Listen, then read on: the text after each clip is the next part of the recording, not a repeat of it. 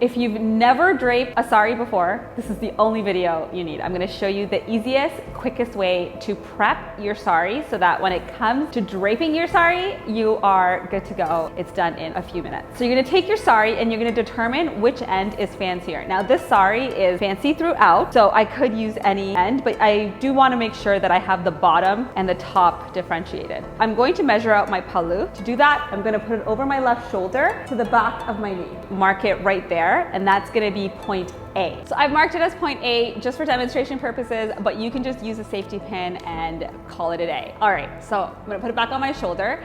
And then what I'm gonna do is measure around my body once and get to the middle. And then this is going to be point B. And then once I've marked point B, I'm going to take the other end of the sari and I'm going to measure from the middle of my body. I'm going to do one round again. And when it comes back to meet the end of the sari, I am going to call that point C.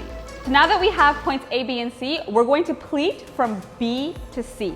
All right, so you're gonna start from point B and you're gonna start pleating. And this is all you have to do. No fancy method, just lift up the fabric and bring it over. It doesn't even have to be all the same width.